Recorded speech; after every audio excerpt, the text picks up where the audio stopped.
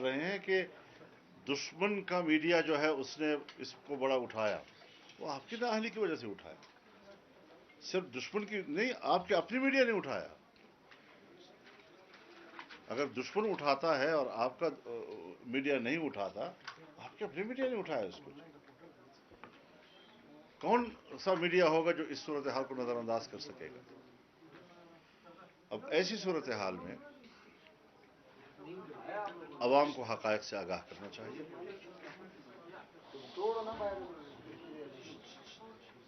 काबीना ना अहल, पार्लियामेंट ना अहल। अब कहते हैं पार्लियामेंट कानून साजी करे, बिल्कुल करे, लेकिन जायज पार्लियामेंट करे,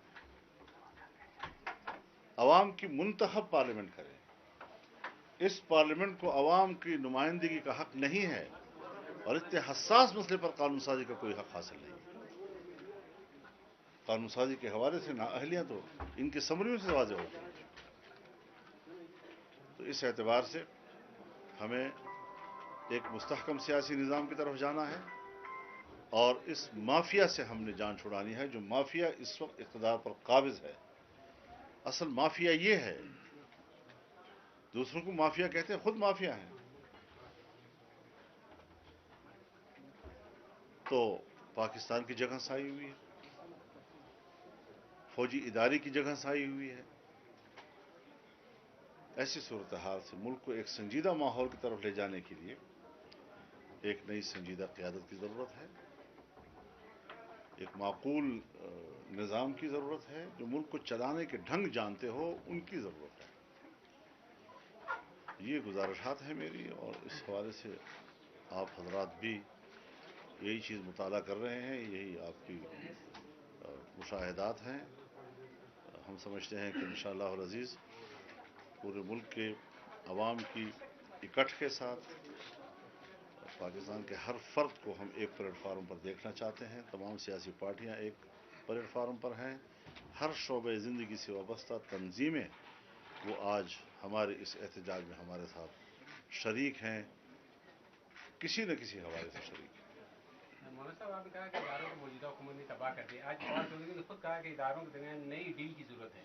किसने कहा है? फवाद चौधरी ने कहा है इदारों के दरमियान नई डील की जरूरत है। बस यही मज़हका है। इसी मज़हके के हवाले अगर मुल्क को मज़ीद हवाले किया जाएगा कि सब कुछ वो ठीक करेंगे, सब कुछ को ख़राब करने वाले तो हो सकते हैं, लेकिन ठीक करने वाले तो नहीं हो सकते। मौलाना साहब, अदालत ने हुक्म दिया है कि 6 महीने के अंदर आर्मी चीफ की तोसी या तैनाती से मुतल्लिक कानून साजी की जाए, तो क्या समझते हैं इत्तेफाक राय हो सकेगा? अभी तो मैं सियासी जमातों के साथ बैठा नहीं हूँ, लेकिन अपनी राय मैंने दी है कि कम से कम इस पार्लियामेंट को कानून साजी का हक नहीं है इतने अहम मसले के ऊपर। फ़ौरन इलेक्शन कराया जाए, 6 महीने के अंदर हम नया पार्लियामेंट ला सकते हैं, नई असम्बलियाँ ला सकते हैं, और कौम के हकीकी नुमाइंदे वही हकीकी तौर पर इस हवाले से कोई राय कायम कर सकेंगे। मौलाना साहब, आज़ादी मार्च के बाद अब जमहूरियत का और अपोजिशन जमातों का क्या लायामाल होगा, क्या सोचे आप लोगों ने, आप क्या करेंगे? देखिए, हमारे इस वक्त पूरे मुल्क में मुजाहरे जारी हैं और हर सूबे को हमने ये इख्तियार दिया है कि वो अपने सूबे के हालात के सामने रखते हुए उसके शेड्यूल मुरतब करें, डिस्ट्रिक्ट हेडकोार्टर्स पर मुजाहरे रहें, और ये बेदारी जो है ये बरकरार भी रहे, उसमें इजाफा भी होता रहे, क्योंकि अगर अवाम के इस मुतालबे से इनहराफ किया जाता है तो फिर मजीद सख्त फैसले किए जा सकते हैं। आपका सियासी मिशन क्या कहते हैं मौलाना साहब कि कितने दिनों की मेहमान है ये हुकूमत? दिनों की है, महीनों की है, या साल लगेगा? मेरे ख्याल में तो दिसंबर आखिरी महीना है। हमारे हिसाब से दिसंबर आखिरी महीना है। बलूचिस्तान हुकूमत के हवाले से आपको मेरे ख्याल में कोई आपने कहा भी था इस प्रोग्राम में कि तोहफा दे रहे थे कि बलूचिस्तान हुकूमत आपके हवाले करेंगे, क्या चूंकि बलूचिस्तान में अपोजिशन की जो जमातें हैं उनका स्ट्रेंथ ज़्यादा हमने है, इस बारे में कोई अहमियत दी हो बात को तो हम बहस करें ना। हमने तो इसको मजलिस की बेतौकीरी समझा है, अपनी जमात की बेतौकीरी समझा है। इस किस्म की पेशकशें जो हैं वो हमारी जैसी जमात के संजीदा माहौल के लिए बेतौकीरी की अलामत होती हैं, इज्जत की अलामत नहीं हुआ करती। मौलाना साहब, हुकूमती जमातों के हुक्मरानों का कहना है कि आज़ादी मार्च बुरी तरह नाकाम हुआ। आप क्या समझते हैं कि ये आज़ादी मार्च नाकाम हुआ? मेरे ख्याल में अंधे लोग यही कहा करते हैं कि कुछ नहीं है। जिनकी आंखें बीना हों वही मनाजिर देख सकते हैं कि अवामी मंजर किसे कहा जाता है। मौलाना साहब, आज़ादी मार्च के बाद जो है वो हुकूमत का रवैया काफ़ी तब्दील हुआ, इनके लहजे भी बदले।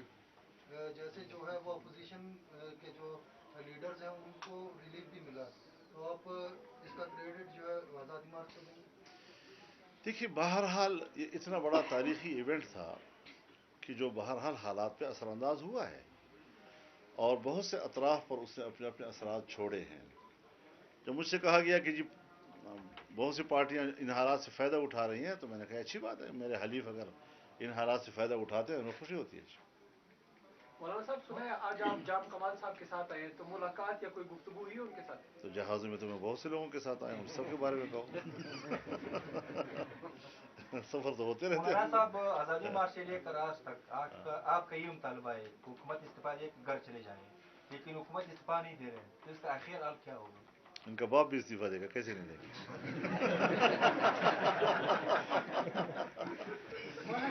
चले निज़ाम कैसे चलेगा?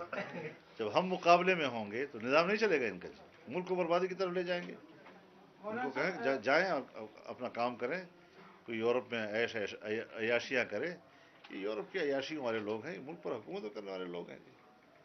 मौलाना साहब, वज़ीर आज़म का जो तोहीन आमेज़ रवैया था मुस्लिम जमातों के खिलाफ अभी भी वही है उनका, तो आप क्या समझते हैं ये किस तरह का तो मैं यही सोचता हूँ ना कि पाकिस्तान पर हुक्मरान बाजारी किस्म के लोग कर रहे हैं, जिनकी ज़ुबान बाजारी है, जिसके पास इज्जत नहीं है, जिसके पास एहतराम का लफ्ज़ नहीं है, जिन्होंने जैसे माँ से सीखा ही नहीं है कोई ऐसा लफ्ज़। तो इस किस्म के लोग अगर मुल्क पर हुकूमत करें कि इज़्ज़त वाले लोग उसमें ज़लील हों, रसूलुल्लाह सल्लल्लाहु अलैहि वसल्लम ने इन्हीं लोगों के बारे में फरमाया है कि जिन पर मैं भी लानत भेजता हूँ और तमाम अम्बिया भी लानत भेजते हैं, और ये वो लोग हैं कि जो लोगों पर जबरन मुसल्लत होते हैं, और उनकी अलामत ये होती है कि ये लोग इज़्ज़त वालों को बेइज्जत करते हैं और बेइज्जत लोगों को इज़्ज़त दिया करते हैं। मौलाना साहब, अगर हुकूमत की तरफ से कोई नया मिसाक जमहूरियत करने की पेशकश हो अपोजिशन जमातों को, तो आप लोग क्या समझते हैं, क्या आप लोग हुकूमत के साथ बातचीत के टेबल पे आ नहीं सकते जी, हैं? हुकूमत के साथ कोई बातचीत नहीं है, न ये इस काबिल है कि इनके साथ कोई मिसाक किया जा सके। ये इस काबिल ही नहीं है। इसके ये लेवल चाहिए उसके लिए। सियासी जमातों ने जो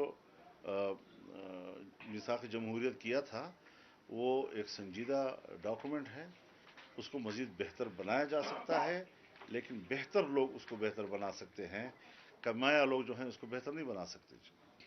मौलाना साहब, अमेरिका की जानिब से जो सीपैक के मुआहदे हैं उस पर तहफ़्फ़ुज़ात का इजहार किया गया है, आप इस हवाले से क्या कहते हैं, और हुकूमत की जो बैरूनी पॉलिसी है आप उस पर क्या मेरे ख्याल में अमेरिका को इस हवाले से एहतियात से बात करनी चाहिए। ये पाकिस्तानी कौम ऐसी सूरत को कबूल करने को तैयार नहीं है। पाकिस्तान अगर एक मुल्क है तो फिर उसने अपने फ़ैसले खुद करने हैं, अपने मफादात को खुद देखना है। और हमने तो नहीं कहा कि हम किसी अमरीकी मफाद को नुकसान पहुंचाना चाहते हैं, लेकिन जब वो कहते हैं कि हम पाकिस्तानी मफाद को नुकसान पहुंचाएंगे और अपने मुस्तकबिल के बारे में फिर आप सोचें, तो मेरे ख्याल में ये एक गलत खारजा पॉलिसी और गलत रवैये की अलामत है। चीन हमारा दोस्त है, 70 साला हमारी दोस्ती और गहरी दोस्ती पहली मरतबा इक़्तिसादी दोस्ती में तब्दील हो रही है। उसको धचका लगा है इस वक्त। और देखिए, जब हम कहा करते थे कि नवाज शरीफ के खिलाफ हो या पीपल्स पार्टी के खिलाफ जो इक़दामात हो रहे हैं, जिस तरह उनकी हुकूमतों को कमज़ोर किया गया, तो उसकी सज़ा यही थी कि सिपैक और इसके इशारे, ये दबाव बैनुल-अक़वामी दबाव था, पानामा बैनुल-अक़वामी दबाव था, और इसको इस्तेमाल किया गया हमारे मुल्क के अंदर के सियासी अदम इस्तेहकाम के लिए। हमारी सियासी क़यादत के खिलाफ इन चीज़ों को इस्तेमाल किया गया। और आज अमेरिका के अपने बयान से सारी चीज़ वाज़ेह हो गई। मकामी क़ुव्वतें उसके पुष्ट पर थीं, पाकिस्तानी सियासी निज़ाम को गैर मुस्तहकम बनाने की थी, और इन लोगों को अपना एजेंट बनाकर भेजा गया ताकि वो चीन के साथ हमारे ताल्लुकात को बिगाड़े और सिपैक मंसूबे को तबाह व बर्बाद कर दे।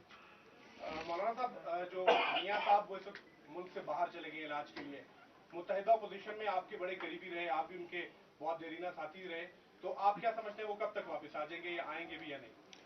देखिए, उसका दारोमदार उनकी सेहत पर है। डॉक्टर्स क्या कहते हैं, डॉक्टरों ही के कहने पे गए हैं, और डॉक्टर ये फैसला करेंगे کہ ان کو وہاں پر علاج کے لیے مزید رہنے کی ضرورت ہے یا نہیں ہے.